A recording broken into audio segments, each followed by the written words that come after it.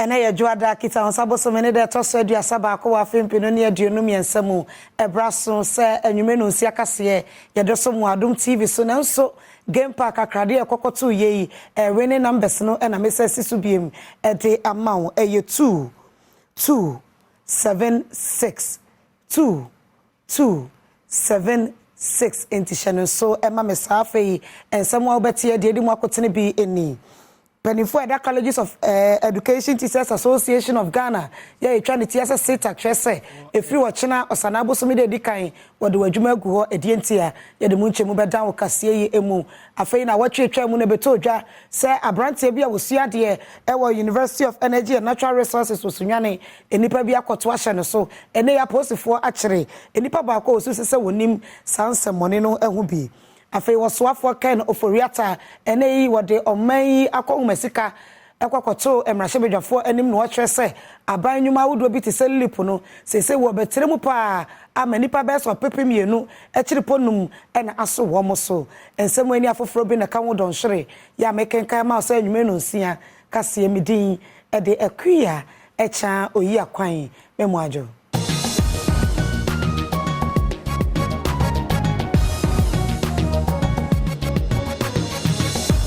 Afei jebrene semni chemu ankasa memfa ensomo na mpanimfo awamo Eda Colleges of Education Teachers Association of Ghana trying to CTAG HRS efiri wachena wasana abosomene de dikan no wamo de wadwuma aguo ni nyina ne sagye bia aban ne wamo ye yesenka sika bia woso wode ma wamo no abaye ne bo hye so enu ntinya de a wo be ye adwuma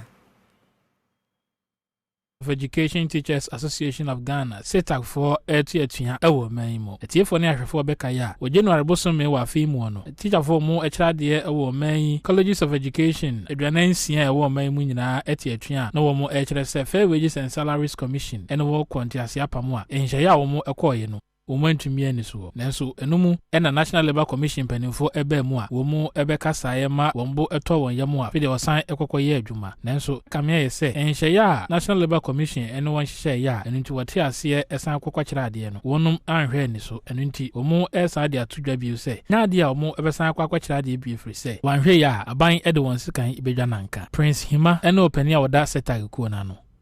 From 2nd May 2023, National Labour Commission ede omo habitual award no ebae no aban en comply na ye hwe anim se nka aban no emom ene bedi mra so na ye ne by day workers no yetumi edi aban anamotu no so edi no eso Osa kire mu se afimpi mienu ne aduonu miensa ne afimpi mienu ne aduonu nan adesua afinu mu no enya de academic calendar mpanimfo ayato ho no obuni bedi dwuma akora se mpo okaso wakwa kwakira de every se enya de ebebu akora osa kire mu a wakoma so ade ne mpanimfo anhwa anya ama won mu a enya de asa atua wo mati obetwa san ne atwa san kina saban am making it clear ekwan ye fa so na ya start academic year no se be ya ebe hu se ye makwan all the four cohorts of students no e were around through the in out system now. Yeah. Makwan ye mandatory inter-semester break. Yet me agia home. Yeah, research. Ya kwasra ebusuanfo a. Yen started semester no crab. Obanfo beka ya na watwetwa mu no Adom kase ebo mama ne yese abrante bia wadi mfie aduonu nan ya wokosuku wo University of Energy and Natural Resources e wo sunwane enipa bi akwakoto ahye ne so abro no the sentie ne ya posifo guso ye hwehwemu a wakire nipa no mu baako na Adom kase amane boni Christian for Rikuma ene abrante ya twetwe nkomo wakire se aposifo ema perepere ye enedi Osuku ni osua Information Technology ITB University of Energy and Natural Resources sunyane a ebeto odwa se enuanum bia woni omo suku ebro no brete enam so ema awofo eba sa ensemu imu oni pa ye friend William Thompson Junior ene Adom News nsentwofo twetwe nkomo no ana okiremu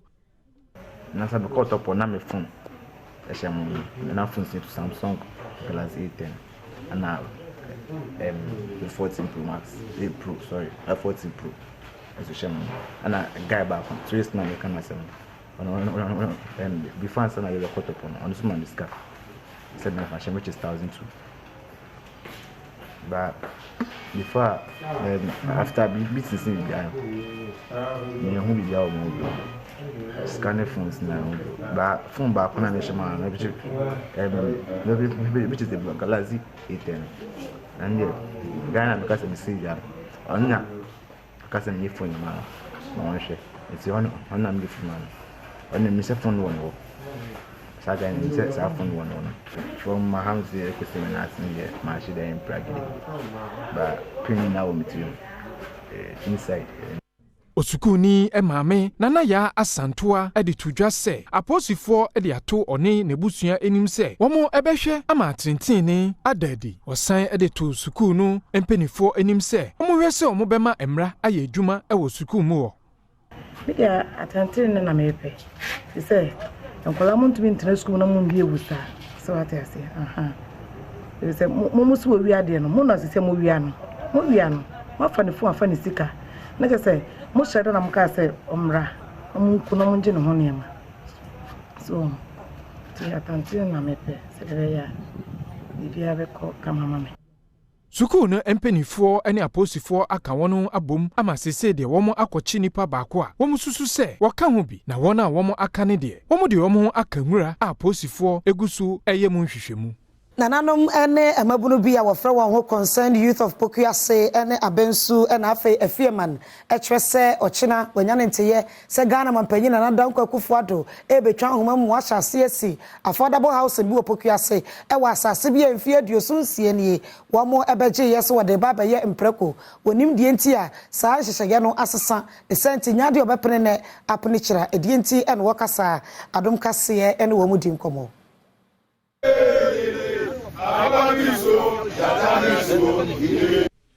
Nananom ahemfo ene mabunu a womo Pokuase ene ne mpatem ede ato osoafo a ono no hwe edan esie ehonsem so se hwe ne wone aban no anye wona adwene se nyame yadoma ekina womo de aso eba bebo ede esi eye affordable housing project bi ewon mpatemo womo akiremu a ensase aban age to ho no eyade a eche etisi aban no aye na adwene se wo ba abeye bibi ewon nsase ne so a esise okohu nananom ahemfo no mu sinkonya ansana otusa na mo no the sketch one I can have for 50 years every year. We can look at Uncle Atashi. You were from Wyoming. She didn't have a fee or lend you. You can't be free. I can't buy the son. Your mere advice marker. I'm a partner number free. I'm not told the doctor I'm a canker, one call authority. Well, you know, for 1 year. Regent a ono ene wo Pokuase a osan eye peni eda ebusua edunan ekuo ano ni dodu enso ede nsem sei ene tudwa ya asasi bi asasi no ya kan ho asem saa asasi colonial time 1947 ena ye nananom omuka bo mu ena omudi ma government no omudi man for pig farming so omufa nyem preko nyenu sesia no ebi mu aba se preko ne yantumi nyam biom nanso omudi kosi edan ni so amudi kosi nhihya papa bi amba ya be hu se ade yi eye we na eye ana we na eye na yesra aban se ade ya koso no eni yanyan because asem na nkasa no ye de akokot ya throw petition bebre e de ama government no se asase no ye nim se ye nananum omudi asase no ma for 50 years Sesiano 26 years abeka 50 years no ama ya 70 years 76 years Omayi mutemuafo panyine eye ma me get tokono na wode atodwa se enyesa temuafo wo mayimu onim de wo ye nemum omaya mamra ene wo mohweso ede bu atan de senti won ma kakasa ne nyina no wontwe wano ngofom misanse de woka no nokra bia enim Gempa Faculty of Law Edenansa NSC Honomwa wonom 7th annual legal ethics training program no na ne botaye ene se wode adesuafo a wosua emra ebefantitie mu ama wonom ehunu ethics in legal profession no eson faso Dean of the Law Faculty Dr. Kwaku Ajiman Budu ene amane boni atwetwe nkomo ene wadi tu just say wonom asoye no yen hyehye se de beya academic year foforo a wo besi mu no wode ethics ebeka wonom courses are way no ethical behavior, ethical conduct, standards now you're expected from people who would want to be lawyers. Yenkwane Law School and our law faculty introduces our course way at this early stage because LLB no, that's Bachelor of Laws. Usually the focus is on core subjects now students be here and no. Chief Justice Gertrude Tokonu kasa wodwumade na se no ene wode ato adesuafo a wo sua de se be obabe emranimfo no nyina animu se ensem a efa ethical issues ho no wo ma ehu ehia wonom saa nsɛm a wɔkaeɛ no nkyerɛmu sei ɛna wɔde to dwa. Should a judge go into a forum and go and make a speech, the question is, can this judge pass the test of political neutrality, of ethnic neutrality? How do people who come before this judge measure, what would a reasonable mind, how would they measure the comments made by this judge, or the forum in which this judge says, or the way this judge is dressed? I'm saying all of this to you so that you know that we are not working in a vacuum. We are working with a deliberately crafted sets of directions, ethical directions. And these ethical directions are supposed to yield a certain kind of outcome. My Ghana to Mwafo Penny Justice Tokuno and Yokoten and Kano. Mijina way swada me wutia waba me ba. The akechino doso me de besomo.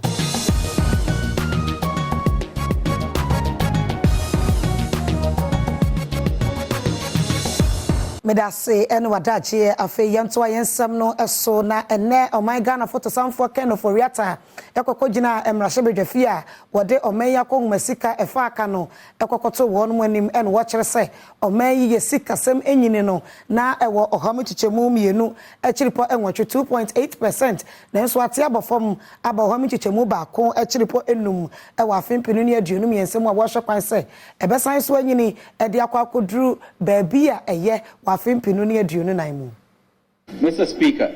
the PCPEC government program is implementing, with the support of the IMF ECF facility, requires strong fiscal consolidation. This will enable us quickly re-establish macroeconomic stability and debt sustainability. These are necessary preconditions for long-term economic growth, job creation, and rapid transformation. A key pillar of the PCPEC is a focus on inclusive growth. Our renewed push for growth is informed by the usual experience that fiscal consolidation tends to have negative impact on growth. For the medium term, we are targeting revised economic growth rates of 1.5%, 2.8%, and 4.7% for 2025. Mr. Speaker, we need to be deliberate and strategic in our actions if we are to exceed our post-COVID-19 strong economic growth, which averaged 7%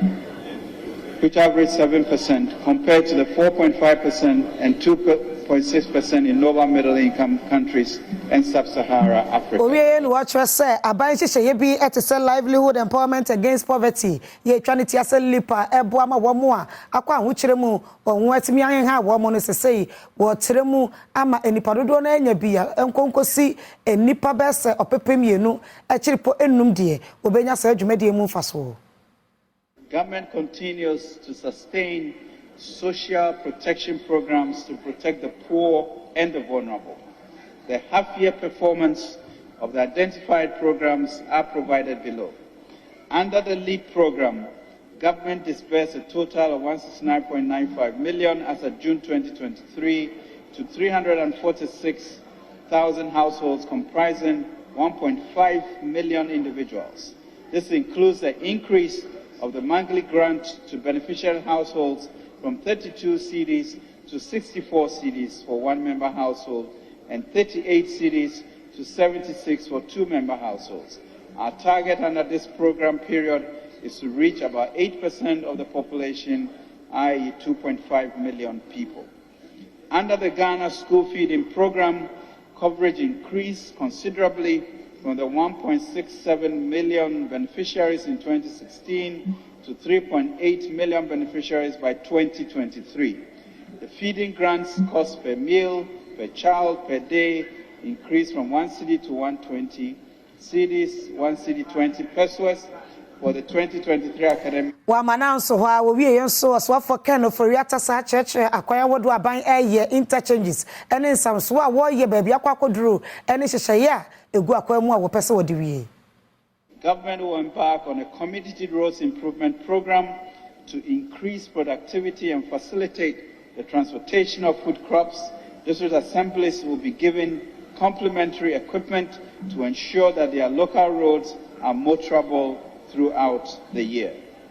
Mr. Speaker, these notwithstanding, government remains committed to improving road infrastructure in line with the fiscal consolidation plan in the IMF-backed PCPEC program and in partnership with the private sector.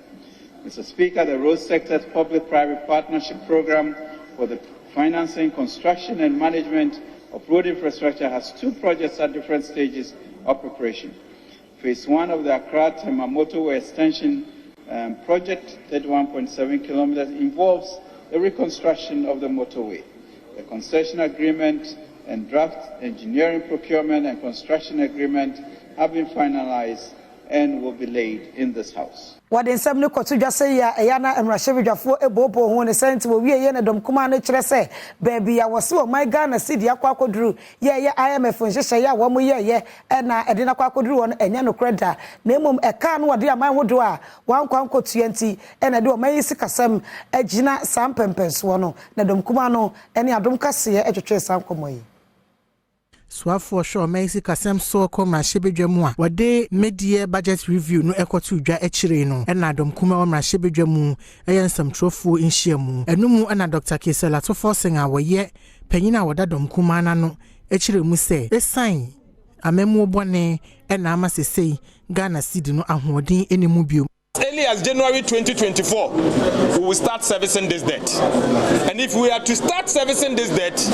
don't be surprised that our currency, the cedi, will start depreciating once again. So it is not true that they have turned the corner. They have rather deepened our woes. Dom kumane kasamafo ewo sikasem so ewo mrahwebidwamu enso de to aso se sadio aban ebu man no enche de se Bank of Ghana ekobobosia ansana sikasem etumi akoso ewo man mu. All the monies they've been borrowing from abroad in foreign currency to support the city is gone. As a matter of fact, if you even take away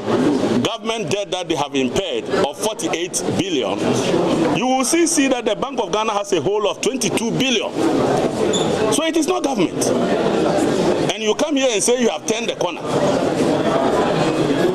What this means is that the Bank of Ghana itself, as we speak, is not fit for purpose. Enu achire ena mrahwebidwafo bia wonum ewodom kuma na fa echire mu se budget a wodi betu dwa no asem foforo bia enim. Ghana eka ye de ewa brochima mu nia ne yentuae service udi obi ka na se wutua hu sika na bi kofom eno na betumi achire the city na hon. Nothing really has improved in this country. We all live here, and then he comes and talk for 2 hours or 3 hours about basically nothing. Enyume no nsi akase na oguso a wo hye ewo Adom TV so na so braso semeton krame koba ebe se dia apomuden eni dwade nsem esitie. Medase so wanya abotre atwe media du so ya apomuden ensem na ahafo regional director ya Ghana Health Service ano Dr. Kwabena Boache Boaten o twese oba ayaresabe ya wono mu a womu ehia kade ebeboa ama apomuden ensem akonkanpa enkanka ene anesthetic machine the senti e wo se aban etwono ne ebehye womu ebra goso eyenhyiamu bi eno de sansemi etudwa. Abra Goso Government Hospital eshia omanfo a womo etimpatemu ho nananom ahemfo ene woma womo de omo akɔhye eye amanyoko mu edi nkomo ede afa womo apomuden eho nsɛm so no ɛhɔ ana ahafo regional director Edema Ghana Health Service Dr. Kwabena Boache Boaten ede tudwa emfidie ahodo bi a ɛho behia sɛ ayaresabea no ebenya na aboa ama omanfo apomuden etumpon ɔkyerɛ mu sɛ emfidie ahodo bi wɔ hɔ a aya na womo ɛkɔ kwantintin so ɛkɔgye ɛwɔ ayaresabea foforo hɔ ede ba bedi juma ewo mo a ensese ba ne sa e bo ehun wode e fa ne se oba hospital care e bo ehun wode OPD attendants on the COVID back from 2022 the summer nisu how mo go do ba na bi ka cry say o 5 go so up to kwa fi kura etwemu on be over 60,000 for public health. We are doing very well. You say we are making the so far family planning afole ne e di kan generally we are doing well when it comes to health. Penimpa wano ene da dunkwa area teachers cooperative credit union ano eye Emmanuel Kofi Obeng na wode ato wo mu a eye adwumayefo sa wo ya abaye adwumayeni a anasa wonya abaye adwumayeni se bosome so na woje wakatu ye wo se wote kakra adisie se be ya daache bi ko ahomegye mu a ohun kyere wo. CEO Emma Dunkwa Area Teachers Cooperative Credit Union ye no ewo Dunkwa onofen wo Upper Dentra East Municipality in Fifi Mantam no mu ene Emmanuel Kofi Obeng na wa share dwumayefo wo manga ne nyina mu enkanka ne wonum a wo moje bosum ya katua se wo mo hya senyo pe se wo betumi de sika se de be ya wo mo ju ma ho megibra won ho enkyere wo mo otu anensem ne so wekire mfaso a ewom sansoso no share dwumayefo nyina se won hya sendwendwen wo ma ho megibre no fa nhyi bi ngwa mu emfantwen. Yebusa abanjuma yeni se wan so sike da ho eye senso a abanjuma yeni oni bi eno no aye situation a se wugina ho na wa wo ni sika eye obetumi no sesu busu se eye media na chese wasem te se wo ye beggar wo ye osresre ni akuma ento yem Enwachi ode futu magana dehye enkankani achechefo a ewo man mu nyina se wonfa won ho embedon credit union yi se de beya ombesua kwan a obesifa sisika amomodin na onfa no ho emehye Dunkwa area teachers cooperative credit union na onsua se de sisi sika na ye nyina yemfa ye sika no embom na yemfa nya dwu emfa so ebaso a ye nyina so ya che na aboa ye ma ya bra bomu atu empro ne krakra no Isaka Dauda ya wono eye chairman Emma Dunkwa Area Teachers Cooperative Credit Union aso den sem sei etwato yes say eduma na wo ye no ye ni ye se wo ye ni ye a ebi be kan nti sha ye sha ni say eduma na omo dia so omo di disika no omo di nukre no omo disika ne ba ye di eduma fa so ba ebi kan omo ti e be so omo di nukre na omo ye eduma ni ye de du so kasie mu eye agokansie enkrato yachi ya de beso mu Awusama mensana sise uguso ehwa Adom TV sabre de na sa gudie mu nsem no ana nda nwumbre so no ya boaboa ne nyina no na ye de no so edan we na ye hyase e free Ghana Premier League no ejebo eja enya bedro empen 42 dwase ndajwa dai eno mo hwe nim se fixtures no eno ebetime abaso na enenso no dwumadi no ekoso emendei o hwe fixtures a eba ne dia na se Kumasi Asante Kotoko ne House of Folk omo eye first leg game ebeto dwa no eno beba so ewo eye enkran eno nyame ya duma 14th week 14th ena sa game no ebetime abaso obra mediama omo ye defending champions no so no ehwe se ometu nsa e dia Free Accra Lions no mo so etime dia pem so Prosper Harris Nado edin koma Accra etudwa after se omoda eye fixtures na di no. We are looking forward to this season 2023-24, but it is good to look at what transpired in 2022-23 in order to set us really up for the coming season. And so you look at some of the statistics of the previous season. Of course, we believe in continuous improvement, and we saw it last year. A lot of people predicted the number of points needed to escape relegation. It didn't happen. The last year required more than that. And so, indeed, you can look at the statistics, but you have to look at upping it. Otherwise, you don't know what will happen. So you look at some of the general statistics. Eti ne tenten ne tietie nyina ne se omo hwese dia esiye ewo nanu no omo betumi ahyemukena ama afidie no so etimi ayekra behwe yento aso ewo eye Ghana Premier League no amuna masopnadu ekane no coachi the Black Stars of Ghana no se no assistant coach and wonani akiremu ewo nso atrema na wo kire se omo policy anase nhyehyɛ ya omo de agu akwan no enne ka honti a wode nani akiremu.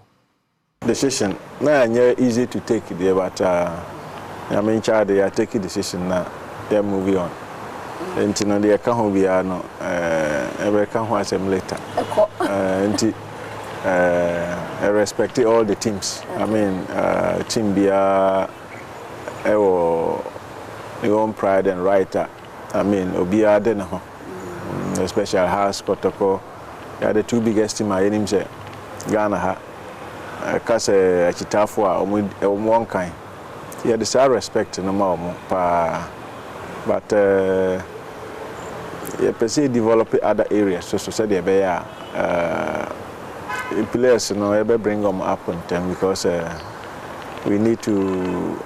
create room for another Samuel Jan, another Suleiman Tari, another Lidayo, another Wine, and I was say, yeah, you madin. Abshanti we yankomo audo ananyumre so yeboabo no nyame adoma echina anopa de akanyenada yebesan ede no so abro sabre de echia oyi akwan ene de nkomo audo no eto aso amawo midin de cobblestone okomankra bako amaka ensuroja adura enyono numero 1 sheshe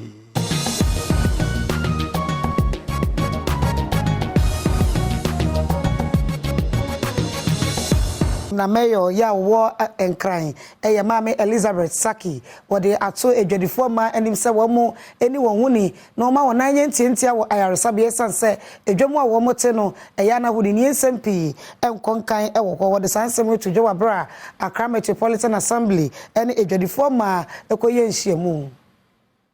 Wadi futu ama mamefo se womo enhwese abreni abrebia no bebi a womo eton ade ewo dwomu no womo bedi honi se ne beboa ama womo apomuden no etumpon sansemi ebeto dwa abra Accra Metropolitan Assembly AMA edi dwumedie bi ehihye so edema ema a womo tu ni din Economic Empowerment Summit odwumedie na se no ana mayor edema enkran Elizabeth Saki edi futu ema mamefoi se wo se womo di fakwa wo muti edidwa no wo mudi hodi na wo hunu se na obiti officer all di ni honni ni sa pepepe na wo so me because wo manye ni sa se wo na ka sa ba typhoid malaria ne hu kikan no obia wandu fakwa wutinia nsa ne ama no etumitu nti me ka sa no na me pese mesre won se ni aya ka wo ha no mesre won me ba rounds a me mpese me hu se wo mo ye nyama wo mo ye titinu bio wo na ni wo ba ne wo ba kwe abachon wo he wale namo ke ni bi ni gba yana ke chon ame form mi ke a unpata ta flache amegbele mi ene ye ba ene dwumade yi e ma dwumade yi misua ne ma bebre especially ni abange fo ne ye be kasa fa ho sede me ye adwuma me di bi beto ho Enfia duasanie ya hinsam sore ye wo epoye mantemu enei ena sesei watimi akansam ni nyina awi a waje ahemfo mienu ahemfo pompa waje wo mo atomu na no ena nene sakite otoso mienu ya wono na ya president eda Eastern Regional House of Chiefs ano echese na ni so sesa dai na ni ehunu bi abra wo mo esuan nananom ahemfo mienu a womo efri achim kotoku enum traditional area a high court or judge ni ene begina mu no ema dwumedie ne ekoso fefefe no odwumedie na se no president edema Eastern Regional House of Chiefs nene sakite a otoso mienu edeto nananom ahemfo mienu yi enim se womo enhwese womo ebebo ho moden se ne mentimi ho ase a ewo omanfo entem ewo mpatemu no womo ahwe esiesi. We are so blessed to admit 2 new members this afternoon to complete the full membership of the House. Although this great achievement is being celebrated during my tenure as President of the House, I cannot overlook the great contribution by all the other members of the House. Ewe abusia hana bema kwa makasi etwato wo bosumi mu amede somo no mediasi medin ede akria echa oyi akwa